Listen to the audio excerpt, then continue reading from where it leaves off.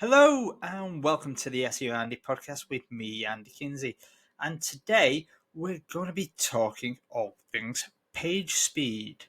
So, firstly, before we get to that, of course, we've got this week's SEO news. So, let's start with the obvious. Lots of people have been seeing what they thought was a Google update started on the 16th of July. It was actually not that. Google have confirmed that they've hit a bug in the system and it's actually an indexing issue. And it's mainly been felt by some of the bigger websites in the USA, though some websites in the UK felt this as well. It's a bit of a tremor. And they've confirmed they've fixed this now. So if you felt that, let us know actually, because some of the big websites in the USA said they felt basically 10% of their rankings drop off. Some of them have said it's come back now because of this bug. Some of them are yet to recover, which is kind of an indicator that it may have been a mix of this bug that has been fixed and that actually Google may have been testing a rollout of an update. So was Google telling the truth? Were they not? Google is a bit tight-lipped on this, but mainly it probably was a bug. Secondly, whilst we've been away, because we've been away for 2 weeks, I was on holiday for one of those, Google has now decided to let us know officially when it's releasing updates, or rather not when it's releasing updates, after the fact, to tell us a little bit more about these updates. So in the show notes, I will post a link to where you can find this. It's actually on the developers section of Google, which is developers.google.com. And you will find a full list of their confirmed updates, which is a little bit different to actually their full updates. So it tends to be listed there, their broad core updates, rather than their little niche updates, such as their product updates. And so take it with a pinch of salt. You still may find other updates that Google is talking about and that we talk about here on the show that aren't listed there. The other places you can go and check out are obviously the SEO Roundtable, SEO Journal, and Moz Algorithm Update. They will all give you plenty of history around updates that you probably won't find on that official listing because Google obviously doesn't want you to know everything. Two other quick updates from Google that have come in. Google Search Console now lets you verify via DNS cname, which is another way through DNS. It allows you already to do it through text in your DNS, which is a little bit of nothingness in Google world. But Google Search Console also now gives you video indexing reports, which lets you, if you self-host videos on your website, which is something we'll talk a little bit about later, whether you should or shouldn't, tells you whether Google now has indexed those for showing and ranking within its algorithm. So it's good news. Google now lets you know whether it's seen that video and whether it is in its index. Now, whether that report is going to tell you anything other than it's in its index is up there for grabs. Does it tell you whether captions are indexed? No. But, it's a starting point. So, one last piece of news. John Mueller, the search advocate from Google, the walking, talking face of Google search for web developers, SEO consultants like myself, has confirmed that you should never publish empty pages. He was asked on Twitter by a web developer, and I think he may have been a website owner. He's asking, he's got 60 pages that he's got to fill with content over the next however long. Should he be posting those pages to get the site structure up? And John basically went, no, never do that. Put the pages you've got content up for, because you don't know if Google's going to come back to those other pages or just mark you as having basically no content. Great advice from John. Something we've always said as good SEO consultants. is never ever put an empty page up. And also, if you're changing your content on your pages, change at least 25% of those pages. Because Google, as in the main content, because Google isn't going to come back to those pages basically for nothingness.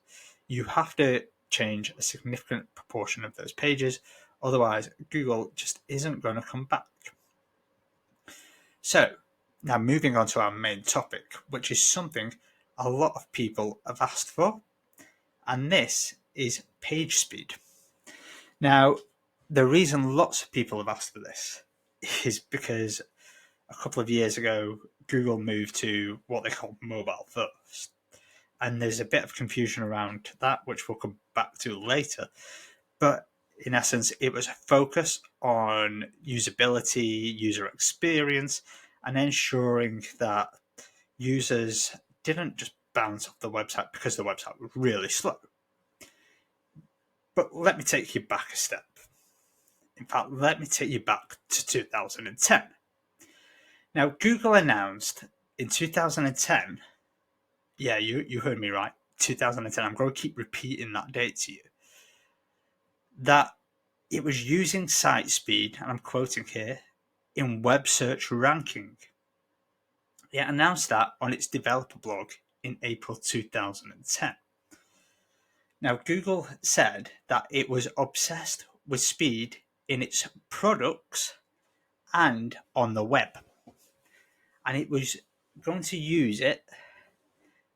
Sorry, let me say that again. And as part of their efforts, it had introduced site speed as a ranking signal in its algorithm. Just let that settle in. So in 2010, 12 years ago, Google had said site speed was important enough to be a part of its ranking algorithm. But it was in 2018 they put it as a part of their user experience ranking algorithm, and the whole world was set alight by this. So let me just go back. So, and I'm citing here from Google in their blog in 2010. Site speed reflects how websites respond to web requests, and faster websites create happy users. But faster sites don't just improve user experience, with recent data showing that improving site speed also reduces business operating costs. So there are two things there we really need to think about.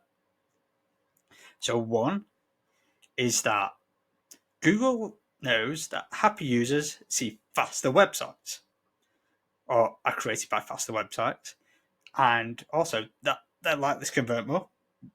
Yep, we already know that. And secondly, it reduces business costs. But just take a step back from that. Who are they talking about in terms of business costs? Yes, possibly you, the business owner, but they're also talking about themselves. As the web grew from the boom in the early 2000s to the many billions of websites we have today and in the 2010s, the reality is that Google was also looking to reduce its own operating costs, as it always does. So a faster website, in essence, meant a smaller website, which meant lower transit costs for them. So, you're probably wondering what the average internet speed was in 2010. Well, in both the UK and the USA, it was around the same. It was around 5.1, 5.2 meg on average, which was significantly slower than the advertised speed. So, with that, you may be going, oh, okay, that's really slow. I mean, I'm sat here today on a 1 gigabyte broadband speed. Just a year or two ago, I was sat here on a 30 megabyte speed. Indeed, just last year, I was on about a 50 megabyte speed. Things change quickly. Google was looking at site speed from a user experience view. Lighter websites equals faster load times equals a better user experience, and that means more conversions. So it was better for a user, it was better for website owners with more conversions, and it was also better for Google because the better a user experience, the more they use Google, but also a lighter website meant they could index more websites. So let's fast forward to 2018, which is the next time we really hear about page speed and user experience from Google in terms of page speed. But things had been rumbling under for a year or two from Google in terms of mobile. We'd had the AMP projects from Google, from Bing, and from Facebook, and also other quarters of the internet. And AMP was all about the mobile experience when it came to mobile pages, accelerating mobile pages projects. And the reality was, it hadn't really delivered. And it's all but dead now. So in 2018, Google mumbled in their development blog that from July it was going to be mobile first indexing, and as part of that was coming the page speed for mobile ranking algorithm. And in fact, what it didn't say is that actually it was going across its broad core again as it had in 2010. And all websites from all areas would be affected by this. And that's exactly what happened. And actually, it was the first time that Google had ever given a 6-month warning on such an update. I can't even remember them doing it since. They literally turned around and said, here's your 6-month warning to improve your site speed, not just for desktop, but for mobile, and you best be mobile friendly as you do it. This was a change from implement AMP, but you best be mobile responsive, you best be adaptive, and you best be extremely quick. And the struggle was on. The update rolled out in July and became a part of the core algorithm. At the same time, Google and other tools rolled out. They were already around in reality for other tools, but they soon improved as Google set out its benchmarks. Tools from Google such as the Chrome User Experience Report, Lighthouse, which was built into actual Chrome, as in the browser, and PageSpeed Insights, which are all accessible now through web.dev, Google's measurement website, really set the world to improving their website. And we'll mention some other tools later.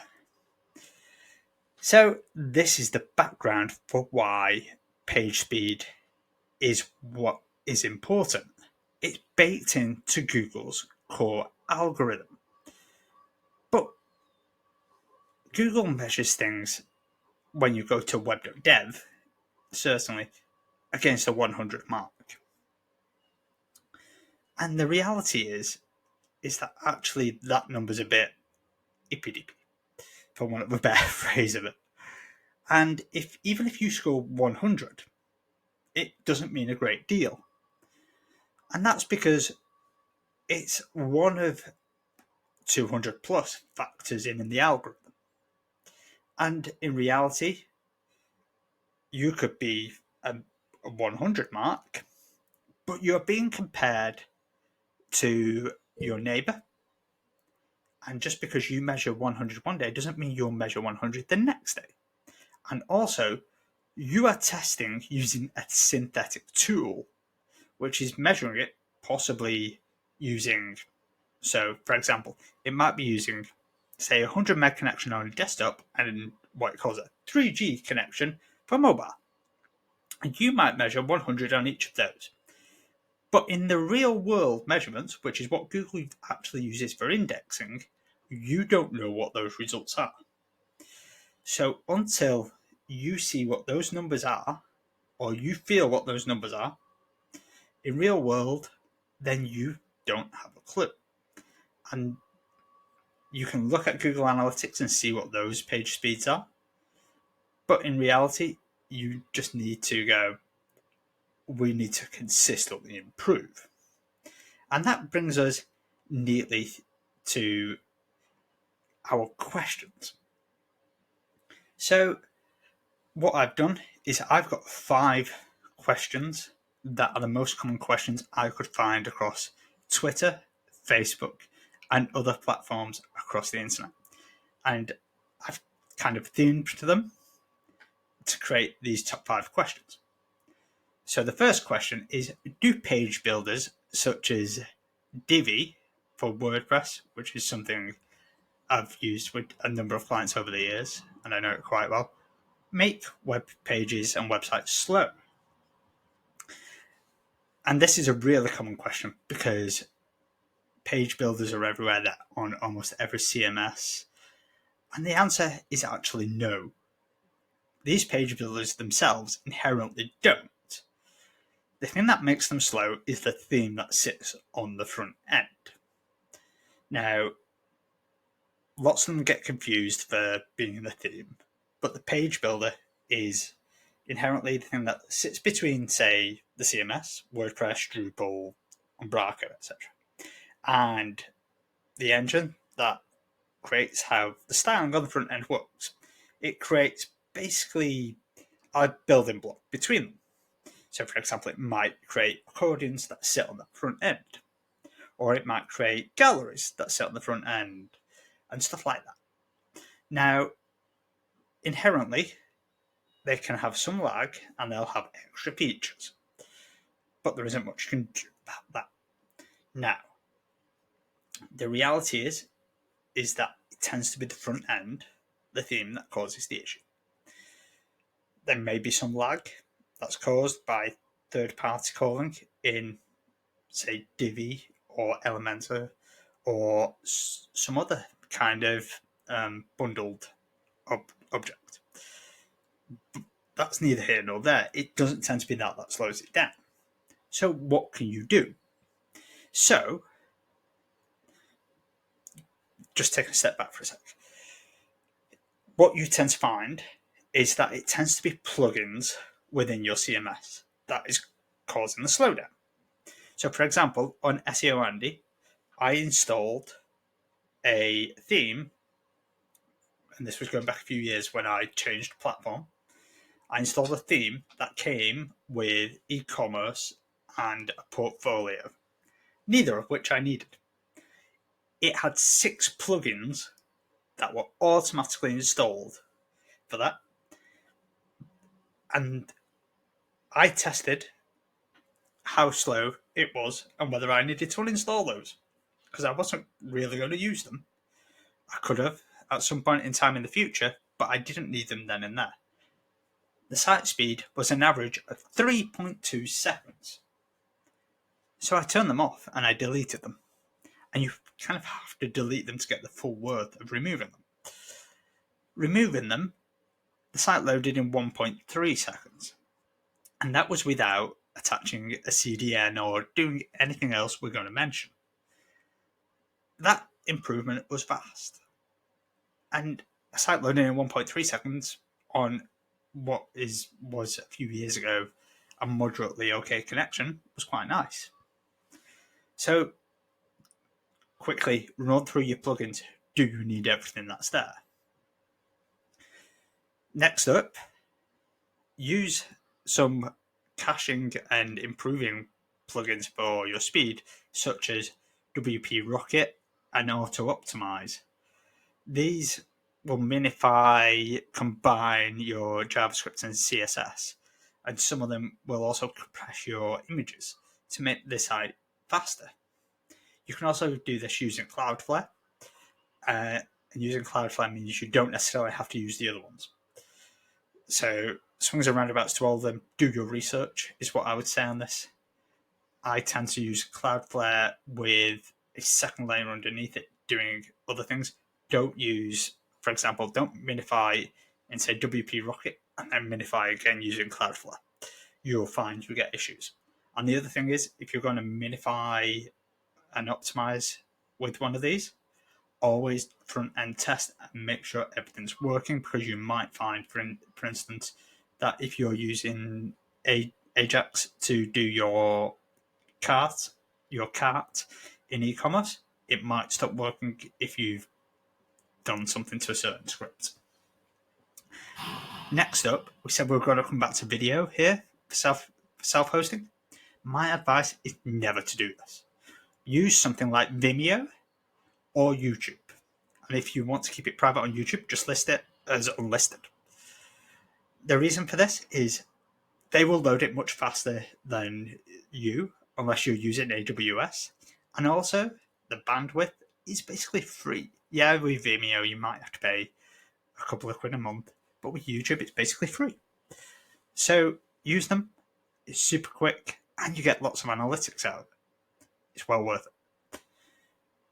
For images, as I say, compress them. There's a plugin called WP Smush It. It's really good. And if you're using Cloudflare, it will do it for you. You don't even need that other plugin. The final thing is use really good hosting. I'm not going to talk about this now, but honestly, hosting is amazing. Use a host you trust. And use a host that is really good for what you do. I, here in the UK, love Cloud Above. Honestly, I've been with them 10 years, literally almost to the day. I was talking about this just the other day. They've got the best support. They do not sponsor this podcast. They'll probably hear this and wonder why the hell I'm mentioning them. But they're amazing. Honestly, they've got the best support. They've got the best service. Go and see them. Tell them I said hello. The second question around page speed is, what are the best tools out there to measure page speed? So the best tools, obviously Google's tool, web.dev, measures, gives you recommendations. I mean, they all give recommendations, but they're all slightly different. But this is obviously how Google measures it. Take it with a pinch of salt. GTmetrix gives you both GTmetrix and why slow. Really good tool, really insightful. The only thing I would say here is sign up for an account. And the reason to sign up for an account is half the time, if you don't sign up for an account, you'll be waiting a minute or two for a test. Sign up for an account, you get the test stored, and you skip half the queue. Next up, Pingdom Tools, which is tools.pingdom.com. This is a really insightful tool. Lots of the other tools will give you some insights, but not others. This one deep dives into it, gives you waterfall charts of how everything's loaded, and later we'll talk about render blocking. This gives you the insight as to go, oh, that's render blocked. It'll show you the precise thing that you need to know. And finally, Cloudflare page tools. I'll put the link in the show notes because it's quite long. You can also Google it, but honestly, it's free, unlike a lot of Cloudflare tools. Seriously, it's worth it, and all four of these tools offer something slightly different. They'll all give you a slightly different number because they're synthetic tests, but they're all worth doing. And they'll all give you different recommendations, obviously. So, how does Google measure page speed? So, this is slightly tricky. So, having just give you those lists of tools, which are all synthetic tests, which means they're ran by, for instance, a 1 gigabyte connection that I'm on, or they're ran on a maximum connection of 100 megabytes, or a synthetic 3G connection or 4G connection, Google actually uses real-time end-user monitoring. So that basically means that a Chrome browser user or a mobile user in Chrome loads the website, and it's that Chrome browser which reports back to Google. And it's the specific browser that reports the data. It's not Google Analytics, although you'll see that analytics data in your Google Analytics. It's the browser data, and they also collect data from elsewhere, which they will not tell you about. But it's that data that they then read to get the page load time. And the reason they do that is because the Google Analytics data can load later in the page or earlier in the page. So, for instance, if you're loading Google Analytics through Google Tag Manager, it will be a tiny fraction of a second later because it'll load Tag Manager, it'll then load Google Analytics, and whether you've got, say, 2 or 3 Google Analytics, say you've got Universal Analytics and then GA4, depending on which order they fire in, depends on your user timing. So, and also you could, in theory, load GA in the footer. In theory. Why you would do that? But, so, GA is not a good way of measuring time. Whereas you measure it in Chrome, it instantly sees the response time from your server. It sees the response time for your first byte. It sees the time for the white flash, as I call it, on your page. And it sees the time to render the page. And it also sees how the page loads. So this real-time monitoring works really well. And that's how Google measures it. Now, the question is, does it do it on every page load? Google is really secretive about this. But you can probably go look at the pattern and find it. Next up, and we kind of answered this earlier, is should you aim for a 100% or 100 over 100 page score for page speed? And if you do, would you rank number 1? So I said this earlier. No, you wouldn't rank number 1 because it's all normalized and you are comparing yourself to competitors. You're not comparing yourself to yourself. Sorry, I couldn't think of another phrase there.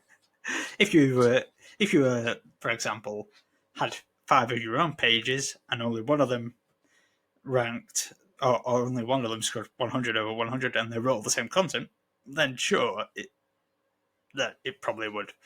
But in reality, it's one factor out of 200 plus. In fact, there's probably many more than 200.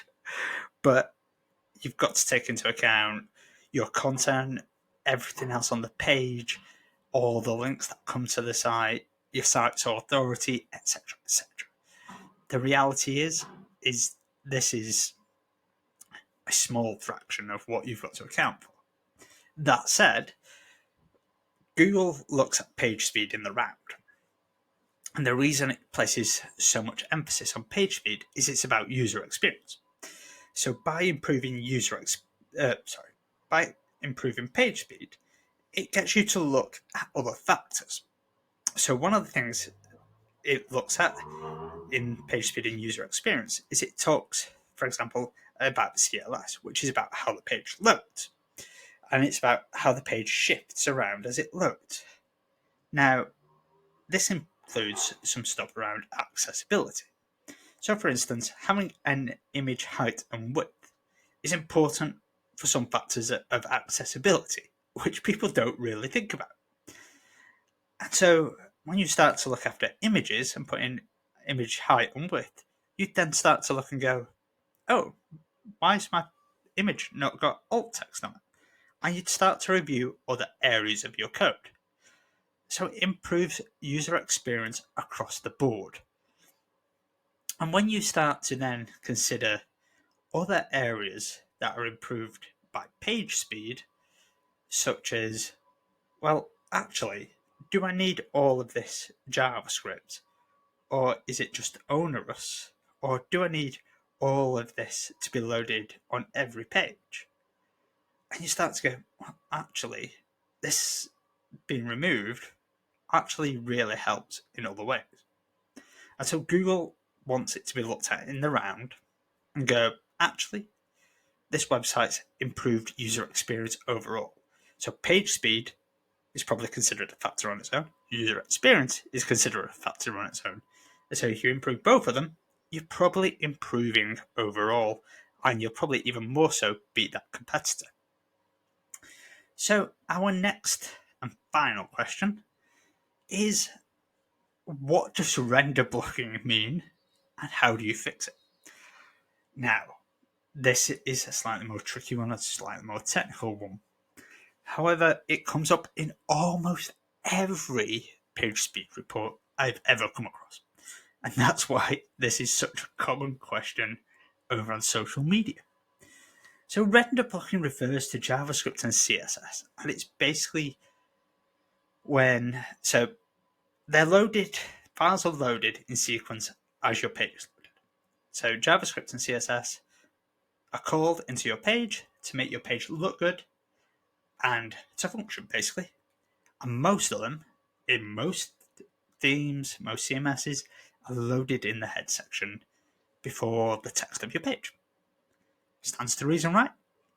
Well, not really, because lots of them are huge. In fact, most pages are anywhere from 3 meg to, I've seen lots which are like 50, 60 meg. They're not optimized, by the way.